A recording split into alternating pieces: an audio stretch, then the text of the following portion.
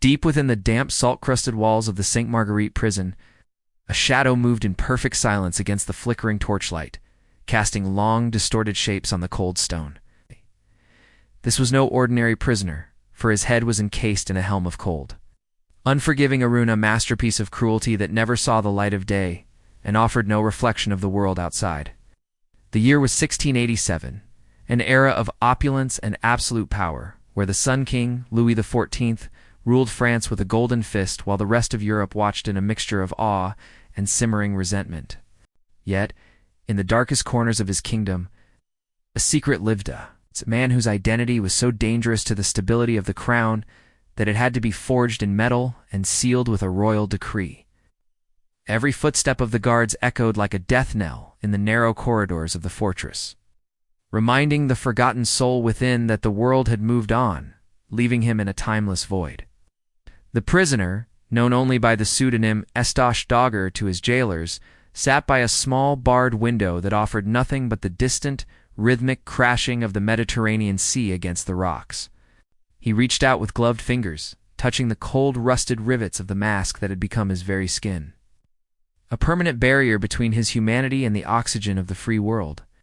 Behind the iron slits, a pair of eyes burned with a fire that neither isolation, nor silence, nor the passage of decades could extinguish, guarding a truth that could topple empires. The legend of the Iron Mask was not merely a tale of a prisoner, but a tragic romance of lost identity, bloodlines, and the heavy price one pays for being born with the wrong face. Rumors whispered through the gilded courts of Versailles like a summer fever, speaking of a twin brother, a disgraced nobleman, or perhaps a secret son whose existence shamed the king. Some dared to murmur that he was the true heir. A man whose face was a perfect mirror image of the king himself, a biological threat to the divine right of the monarchy. To reveal that face would be to shatter the illusion of the king's unique divinity and plunge the beautiful land of France into a bloody chaos of civil war and succession crisis.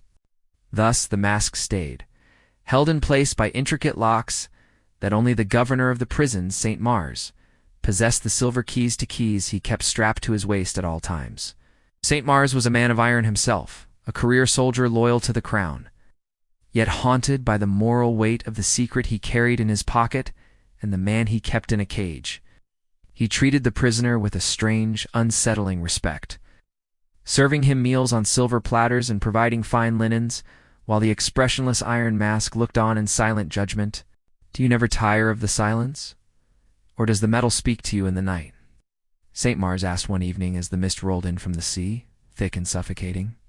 The prisoner did not answer, for he had long ago learned that his voice, a melodic, authoritative baritone, was as recognizable as his features and just as forbidden. He had mastered the art of the silent scream, a mental howling that kept his spirit from crumbling under the psychological weight of the metal that pressed against his temples. In his fevered dreams, he walked through the Hall of Mirrors at Versailles, his face bare, his skin warmed by the sun, and the people bowing not out of fear, but out of genuine love. He saw a woman in those dreams, a figure of ethereal grace and shimmering silk, who represented the life, the love, and the future that had been stolen from him in the dead of night. She was the romance of his youth, a lady of the French court whose name he dared not even think, for fear the very walls of the cell had ears and would report his longing to the king. Their love had been a secret flame, bright and hopeful, until it was extinguished by the cold water of political necessity and the suffocating jealousy of a brother who wore a crown. One day, a young guard named Julian, whose eyes were still bright with the innocence of the countryside, was assigned to the inner sanctum of the prisoner's high-security cell. Julian was not like the hardened veterans who saw only a task. He had a heart filled with the romantic legends of old European knights and the myths of Slavic heroes who fought for truth. He looked at the man in the Iron Mask and saw not a monster or a criminal, but a tragic figure torn from the pages of a Germanic myth, a king in exile within his own body. He began to wonder if the man beneath the mask was a fallen angel or a saint sacrificed for the sins of a kingdom that valued appearance over the substance of the soul. Julian began to leave small, forbidden tokens of humanity near the cell door, a sprig of fresh lavender, a piece of fine parchment, or an apple sweetened by the autumn sun. The prisoner noticed these silent gestures, and for the first time in 20 years, A glimmer of hope sparked in his chest, a feeling more terrifying than the despair he had grown used to. He used a piece of charcoal from his hearth to write a single, trembling word on a linen napkin. Mercy, a plea that was directed not just to God, but to the boy outside his door. Julian found the cloth and felt a cold chill run down his spine, realizing for the first time that the prisoner was as human, as fragile, and as sentient as any man in the streets of Paris. The guard began to whisper stories through the heavy iron bars during the long nights when the governor was distracted by his wine, his ledgers, and his own fading legacy. He told the prisoner of the changing world, of the Great Fire of London, the wars in Flanders, and the growing, terrifying magnificence of the palace at Versailles. The prisoner listened in the dark, his ironclad head tilted, absorbing the details of a world he would never again touch with his own hands or see with his own naked eyes. As the weeks turned into months, an unbreakable bond formed between the jailer and the jailed, a bridge built on whispered words, shared silence, and the mutual recognition of suffering. Julian became obsessed with the mystery, convinced by his youthful fervor that he could be the one to liberate the true face of France and restore a lost legend to its rightful place. He began to plot a daring, perhaps suicidal, escape. Fueled by the romantic ideals of chivalry and the ancient myths where the youngest knight always saves the hidden prince, "I will bring the key, and we will fly to the coast where a ship waits for the dawn," Julian whispered one moonless night, his voice trembling with the intoxicating weight of high treason. The prisoner shook his head slowly, the metal of his mask scraping against his leather collar in a rhythmic, mournful sound that seemed to say too late to the world. He knew that the mask was not just a physical object on his head, but a metaphysical shroud wrapped around the very soul of the nation, a burden he was destined to carry. If he were free, he knew the blood that would be spilled to put him on the throne would drown the beauty of France in a sea of red, and he loved his country too much to destroy it. Yet the primal desire to feel the salt air on his actual skin for just one fleeting moment was a temptation greater than any crown, any title, or any promise of royal power. Julian returned the next night with a stolen master key, his heart hammering against his ribs like a trapped bird, his hands slick with the sweat of a man who knew he might die. He fumbled with the complex locks of the heavy iron door, the clicking of the internal mechanism sounding like cracks of thunder in the oppressive silence of the prison corridor. The door creaked open on rusted hinges, revealing the prisoner standing tall and straight, his silhouette framed by the dying embers of a fire that had burned for 20 years. Julian stepped forward into the sacred space of the cell, his hands reaching for the intricate hinges of the mask that sat upon the prisoner's tired shoulders like a leaden weight. "Wait," the prisoner's voice finally emerged, a raspy, melodic sound that carried the weight of 1,000 years of French history and the sorrow of a lost lifetime. "If you see my face, your life is forfeit to the king. And the legend of the mask will consume us both until nothing remains but ash," he warned with a brotherly love. Julian did not waver, his youthful idealism and his belief in the romantic legends of old blinding him to the practical, brutal horrors of the Sun King's inevitable wrath. He turned the final hidden screw with a steady hand, and the heavy iron plates began to loosen, parting like a metal shell that had protected and cursed a pearl for too long. The mask fell to the stone floor with a deafening metallic clang, echoing through the hollow corridors of the prison like the sound of a falling empire.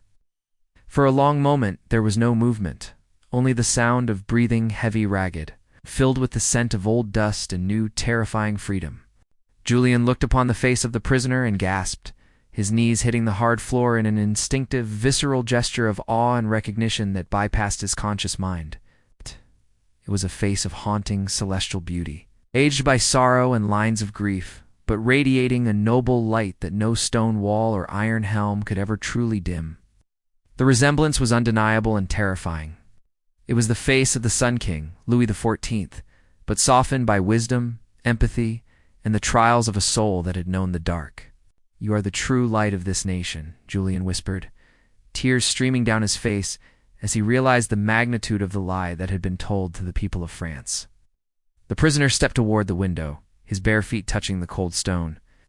As the moonlight finally touched his skin, after half a lifetime spent in the absolute shadow of metal, he closed his eyes and tilted his head back, savoring the cool, sharp touch of the night air on his forehead, a sensation more precious to him than all the gold in the Louvre. But the clang of the mask had alerted the guards in the high watchtower, and the distant, frantic sound of barking dogs and shouting men began to rise from the courtyard below. "Go now, Julian. Save yourself while the shadows are still long," the man commanded, his voice now strong and echoing with the natural authority of a leader born to rule the world. Julian refused to move, his hand gripping the hilt of his sword, determined to stay and defend the man he now viewed not as a prisoner, but as his one and only sovereign. "I will not leave you to the iron again, even if the gates of hell open before us," the guard cried out, turning to face the door as the sound of boots grew louder. The governor, St. Mars, burst into the room with a torch in one hand and a pistol in the other, his face pale with a mixture of fury and the pure terror of a secret finally exposed. He saw the prisoner's bare face in the torchlight and immediately averted his eyes, fearful that looking upon that divine resemblance would strike him blind or seal his damnation. "Cover him at once!" St. Mars screamed to the soldiers behind him, his voice cracking. "Cover the face of the devil, or we shall all be executed before the sun rises." A violent struggle ensued in the cramped, smoky space, the sharp clash of steel ringing out against the ancient stone walls that had seen so much suffering over the centuries. Julian fought with the hopeless desperation of a romantic hero from the myths, but he was quickly outnumbered by the king's elite musketeers, who knew only the duty of the sword. The prisoner stood calmly amidst the chaos, a man who had already found his ultimate freedom in that single, glorious moment of light and wind upon his naked face. He saw Julian fall, a crimson stain spreading across the boy's chest, a victim of his own noble heart, and a sharp pang of grief pierced the prisoner's soul, deeper than any blade. They forced the heavy iron mask back onto his head, the cold, jagged metal biting into his skin once again, sealing the wound of his identity with a permanent, icy pressure. The locks were turned with a finality that felt like the closing of a tomb, the screws tightened, and the world of the prisoner turned back to the familiar, suffocating darkness. St. Mars ordered the cell to be scrubbed of any trace of the night's events, and Julian's body was taken silently to the sea, to be forgotten by history and the tide. The prisoner was moved shortly after to the Bastille in Paris, a fortress even more formidable and soul-crushing than the last, located at the very heart of the king's power. He traveled in a completely closed carriage, the iron mask hidden beneath a thick velvet cloth to prevent any curious eyes from seeing even the shape of his metallic cage. Throughout the long, jolting journey, he held the memory of the moonlight on his cheeks as a mental shield against the creeping despair that threatened to swallow his mind. He was the living embodiment of the great European myth, the hidden king, the sacrificed brother, the eternal secret that keeps the world in a state of uneasy balance.